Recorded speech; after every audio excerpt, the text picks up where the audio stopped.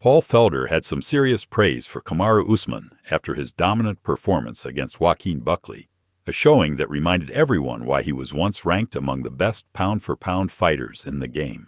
Felder pointed out Usman's high-level wrestling, his calm and composed presence, and sharp fight IQ, saying it was a flawless game plan executed perfectly. This win came at a crucial time. Following 3 straight defeats, Usman didn't just get back in the win column. He completely shut down a dangerous and in-form Buckley. Considering his legacy as a former champ, this puts Usman right back in the mix for another shot at gold. Felder also pointed out that timing is everything, and at this moment, Usman has both momentum and credibility on his side. Whether it's Jack Della Maddalena or Islam Makhachev holding that welterweight belt, Kamaru could be the toughest challenge they've ever faced.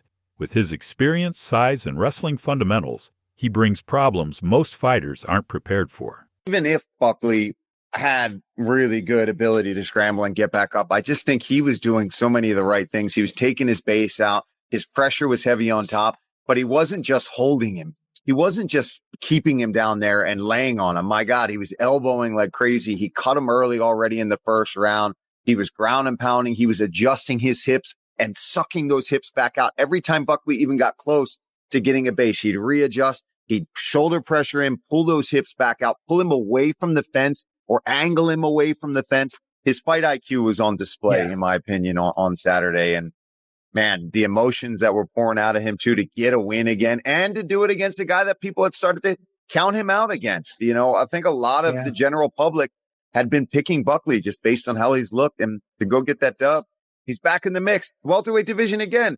If Buckley won, he's in the mix and moving forward. But now with a former champ as dominant as Usman was, back in the mix. Before we move further, make sure you hit that subscribe button and turn on notifications so you never miss an MMA update. All right, let's get straight into it. Moving up next we have Charles Oliveira fires back at Ilia Topuria after recent comments. Charles Oliveira has officially responded to Ilia Topuria after the undefeated contender took to social media and told Charles to bring a pillow to the octagon so he could sleep better. But the former lightweight champ isn't taking the bait. Oliveira dismissed the trash talk, saying it doesn't matter to him and that only God knows what will happen when the cage door closes. He also spoke on how often people have counted him out and how Topuria is just one more name on that long list. And as history has shown, Charles usually proves the doubters wrong. This matchup is huge.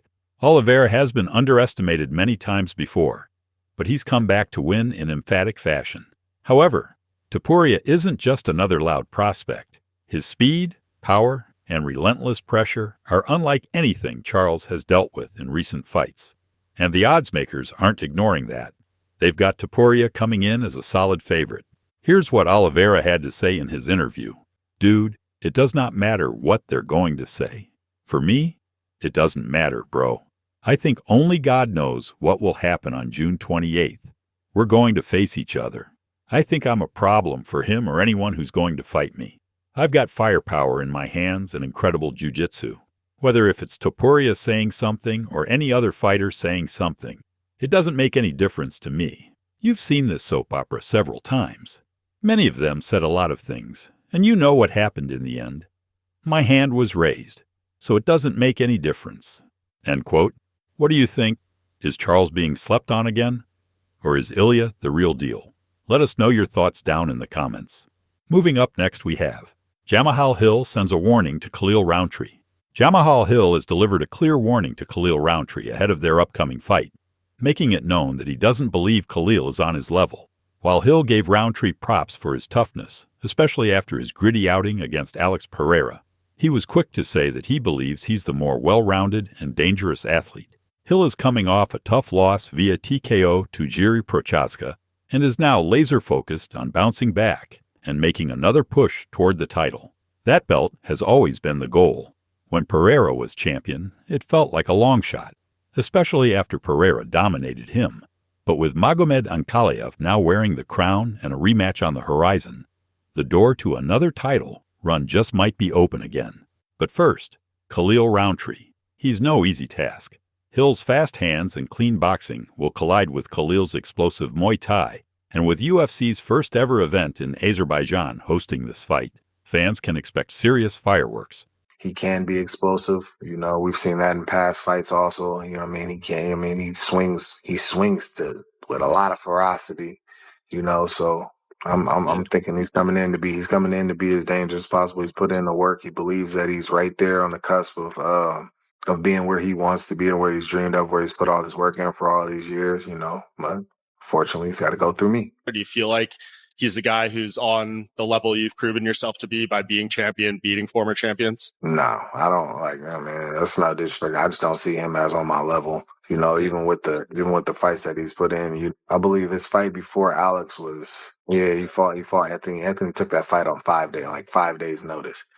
So short notice fight for Anthony. I believe the second round in Anthony, the way he came out after he kind of got woken up a little bit. He showed that a full camp might even made that fight look differently. Moving up next we have Khamzat Chimaev confronts heavyweight fighter and breaks his nose. Khamzat Chimaev doesn't hold back, and he proved that again when asked about rumors that he broke the nose of heavyweight fighter Amir Aliakbari during a gym session. In an interview with Russian influencer Alan Bekbad, Khamzat confirmed the story and laid out exactly what happened. It all started when Aliakbari publicly called out Muhammad, a close friend of Khamzat's, to hype up a championship fight in ONE FC.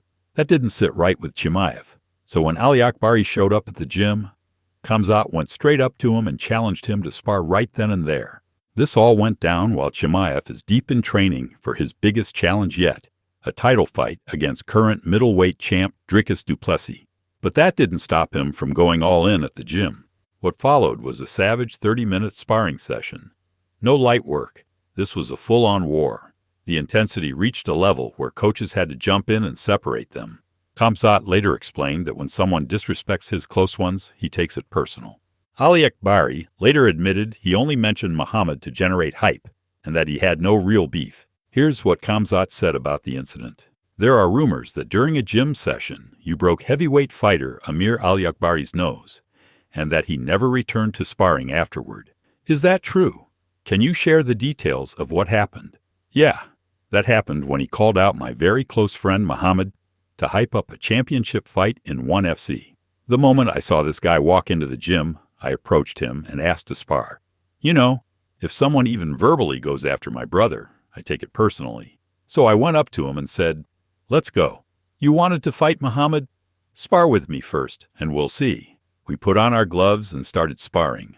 It went on for about 30 minutes. It was an absolute war. We brawled like it was a street fight, and eventually they had to separate us. After sparring, I spoke to him about Muhammad, and he told me he respected him and was only talking trash for promotional purposes. I always go hard in sparring, every single time. That's just who I am, and especially if it's against someone who has talked bad about my friend. That's all for today's roundup from the MMA world. Make sure to drop a like, leave a comment, and don't forget to subscribe so you're always locked in for more fight news.